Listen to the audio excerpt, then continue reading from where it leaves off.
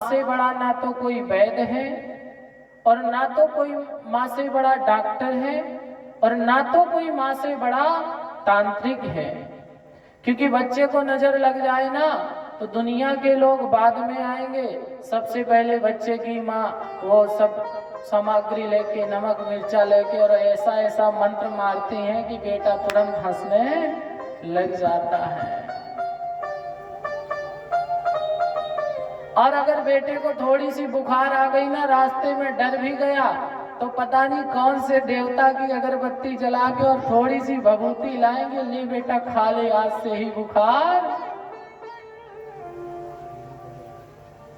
तो माँ से बड़ा कोई, मुझे तो नहीं लगता संसार में कोई माँ से बड़ा वैद्य, हकीम, डॉक्टर या तांत्रिक होगा। मैया यशोदा ने भी देखा कि कृष्ण कन्हैया को राक्षसी ने स्पर्श किया, ऐसा ना हो आगे चल के मेरे बेटे को भूत लग जाए। सो भगवान को उठाया, अपने गौशाला में ले गई और गौशाला में ले जा करके सुंदर गौमूत्र से स्नान कराया।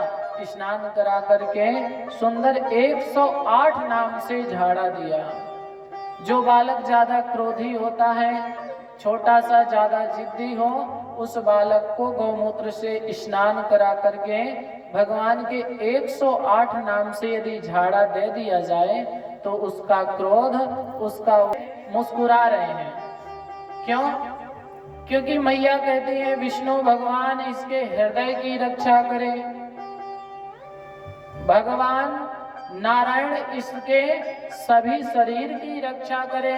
भगवान मुस्कुरा रहे हैं, बोले देखो संसार में बालक बनने के बाद ये होता है, मेरे ही नाम से मुझी को झाड़ा दिया जा रहा है, मुझी को ठीक किया जा रहा है मेरे ही नाम के मंत्र से।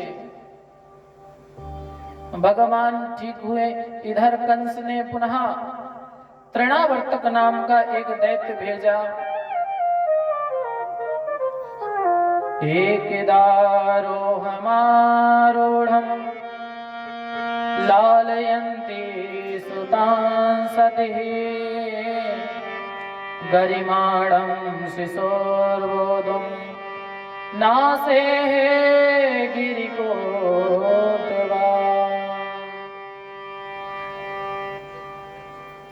मैया यशोदा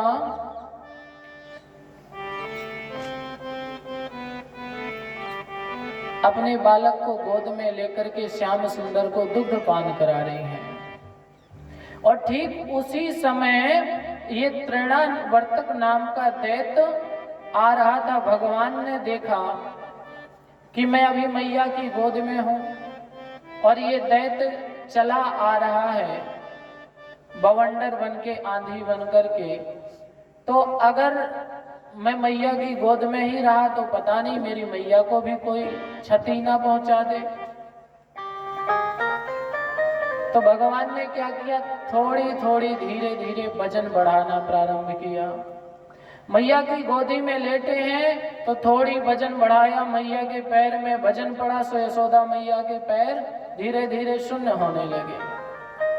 फिर थोड़ा और बढ़ाया, अब तो मैया यशोदा से रहा नहीं गया। बोले लगता है इस बालक ने ज्यादा दूध पी लिया क्या, बहुत वजन बढ़ गया, पैर शून्य हो गए। स्वयं उठाया, बोले इसको थोड़ी देर पलने में लिटा देते हैं, तब तक काम कर लेंगे, ऐसा ना हो बातों बातों में ज्यादा दूध पी जाए। स्वयं भगवान श्याम सुंदर को उठा करके पलने में लिटाया और लिटा करके मैया जैसे ही काम करने लगी वैसे ही तृणावर्तक आया और भगवान को उड़ा करके ले जाने लगा। परंतु भगवान भी परम कौतुकी हैं। तृणावर्तक भगवान को ले जा रहा है, भगवान चाहते तो वहीं अपने घर में ही तृणावर्तक का गोविंदाय नमो नमः कर देते, लेकिन भगवान भी तृणावर्तक के कंधे पे बैठ गए। क्यों? क्योंकि बड़े होकर के भगवान को करना है माखन चोरी। अच्छा, भगवान को माखन चोरी करना है तो इसके लिए उनको पता भी तो होना चाहिए किसका घर कहाँ है। भगवान बोले ये मामा कंस ने ये विमान भेजा है तृणावर्तक, तो इसमें बैठ करके अपने गोकुल नगर में घूम ही लेते हैं, देख ले कहाँ किसका घर है, फिर भविष्य में चल के यही यही चोरी करना है।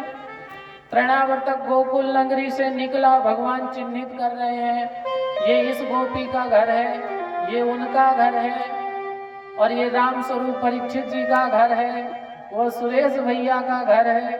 भगवान सबका चिन्हित करते चले गए, और चिन्हित करते करते जब देखा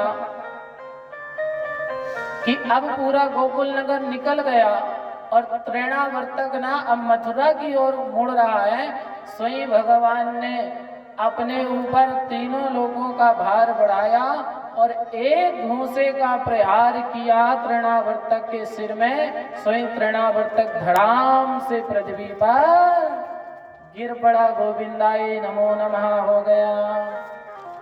बोलिए भक्त वत्सल भगवान की। तृणावर्तक सकट भंजन का भगवान ने उद्धार किया, क्योंकि आज बाल लीला है तो बड़े बड़े दैत्य कंस भेजता जा रहा है, भगवान इधर से उद्धार करते जा रहे हैं, करते जा रहे हैं।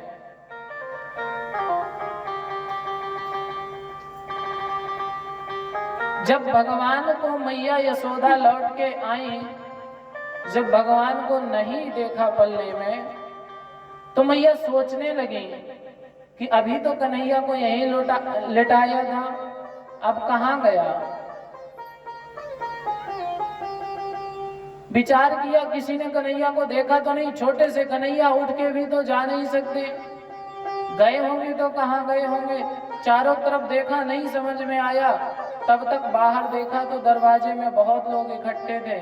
अरे मैया क्या हुआ? मैया बोली कन्हैया का पता नहीं।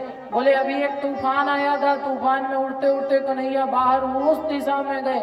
मैया भी भागी, गोकुल नगर के वासी भी भागे और भगवान को ढूंढने के लिए पहुंचे। सो गोकुल के बाहर भगवान एक चट्टान में चुपचाप लेटे थे। और जैसे ही भगवान ने देखा कि मैया यशोदा मुझे लेने के लिए आ रही हैं, गोकुलवासी आ रहे हैं, स्वयं देखते ही भगवान रोने लगे। अच्छा, कई बार ऐसा होता है बालक गिर जाता है, चोट भी लग जाती है तो रोता नहीं है, और कई बार ऐसा होता है कि थोड़ी से बालक गिर जाए और बगल से कह दो अरे अरे गिर गई, लग गया क्या, स्वयं फिर बालक रोने लगता है। भगवान ने देखा कि अभी तो कोई मेरे पास है नहीं, कोई देखने वाला है नहीं, तो रो गए को फ्री के आंसू कौन बहाए। और जब भगवान ने देखा कि अब यशोदा मैया आ रही हैं, अब लोग भी आ रहे हैं, सो देख करके भगवान रोने लगे। मैया ने गोद में उठाया और मनाने लग गई। इनका नाम था सहस्त्राक्ष। ये सहस्त्राक्ष राजा अपना राज्य कर रहे थे। एक दिन दुर्वासा ऋषि निकले। दुर्वासा ऋषि को देख करके नदी के तट पे स्नान कर रहा था, ना तो उनको प्रणाम किया और ना नमस्कार किया। ये देख के दुर्वासा ऋषि क्रोधित हो गए। बोले तू राजा होकर के खड़ा है, ना नमन कर रहा है ना वंदन कर रहा है, जा तुझे श्राप देता हूं, तू आज से ही अभी से राक्षस हो जा। ये सहस्त्राक्ष नाम के ये राजा बहुत रोए, ऋषि के सामने गिड़गिड़ाए, महाराज भूल करना तो मनुष्यों का स्वभाव है, पर क्षमा कर देना ऋषियों का और देवताओं का स्वभाव है। अपराध करने वाले से क्षमा करने वाला बड़ा होता है। बोले महाराज मेरा उद्धार बताओ। दुर्वासा ऋषि बोले देखो, कालांतर में जब भगवान अवतार लेंगे तब तुम उनका हरण करोगे और साक्षात नारायण के हाथों से तुम्हारा उद्धार हो जाएगा। बोले भक्तवत्सल भगवान की। श्री कृष्ण गोविंद हरे मुरारे, हे नाथ ना